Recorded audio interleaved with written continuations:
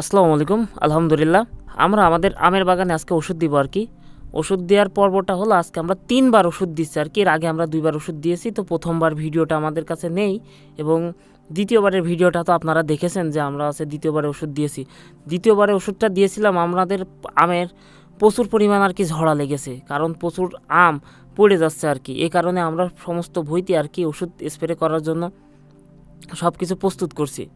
যেহেতু প্রচুর পরিমাণ আর কি রোদ চলছে, রোদ পড়ছে, রোদ পড়ার কারণে গাছের প্রচুর পরিমাণ গুটি শুকায় যাচ্ছে, আমের গুটিগুলো।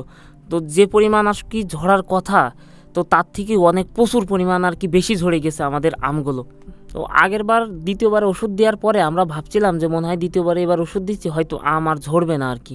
তো দ্বিতীয়বারে ওষুধ দেওয়ার পরেও দেখছি যে কোনোভাবে আমরা আমটা আর কি আটকাতে পারিনি। তো সেই আকারে আমরা আটকাতে পারিনি, তো প্রচুর পরিমাণ আম পড়ে গেছে।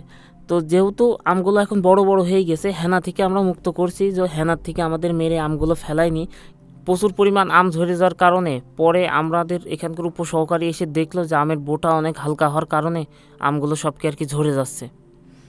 তো এর জন্য আমরা ডায়াথেন N45 এবং নাটিবো দিব, যাতে প্রত্যেকটা আমের গোড়া এবং যাতে ডাটাগুলো বা ভালোভাবে শক্ত হয়, যাতে পরবর্তীতে আম আর না পড়ে। যেহেতু আমাদের এখানে একটা অনেক বড় বাগান, সেহেতু এখানে স্প্রে করতে আসতে হলে আমাদের 60 থেকে 600 থেকে 700 লিটার আর কি পানি লাগে প্রতিটা একটা বাগানের জন্য আর কি। তো 600 থেকে 700 লিটার পানি লাগার কারণে আমাদের সারাদিন আর কি সকাল থেকে বিকাল পর্যন্ত হয়ে যায় আমের ভুঁইতে আর কি ওষুধ দেওয়ার জন্য।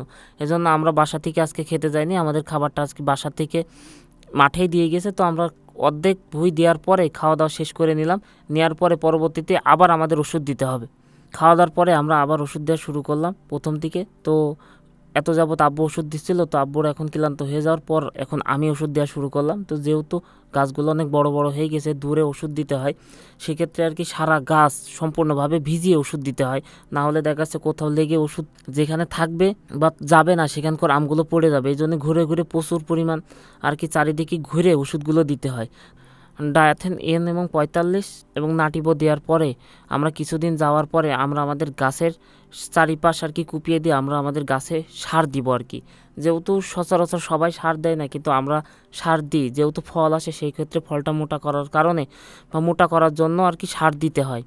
তো সার দেওয়ার জন্য আমরা বোরন, সালফার, ইউরিয়া, ঢ্যাপ এইগুলো আর কি ব্যবহার করব এবং দিব।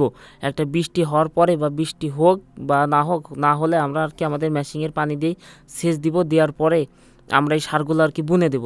কিন্তু অন্যবারের মতো এবার আমাদের আমগুলো প্রচুর পরিমাণ আর কি পড়ে গিয়েছে। তো ওষুধগুলো আল্লাহর রহমতে আজকে আমরা সব ওষুধগুলো দিয়ে দিছি। তো এখন আমাদের রাস্তার কোলের এই দিক আর কি বাকি আছে। তো আমরা এখন চলে যাব রাস্তার ওই পাশে। রাস্তার ওই পাশে গিয়ে সমস্ত গাছগুলো ভালোভাবে আর কি ভিজিয়ে দিলাম ওষুধ দিয়ে। ওষুধ দেওয়া দেরি হওয়ার কারণে আমগুলো আর কি অনেক পড়ে গিয়েছে, সেটা আমাদের নিজেদের ভুলের কারণে আমগুলো পড়ে গিয়েছে। তো আমরা অতটা খেয়াল করতে পারিনি, আমাদের অন্যদিকে আর কি চাষ বেশি থাকার কারণে এদিকে আমরা আসতে পারিনি। এই কারণে ভুলের কারণে আমাদের আমগুলো আর কি ঝরে গেছে।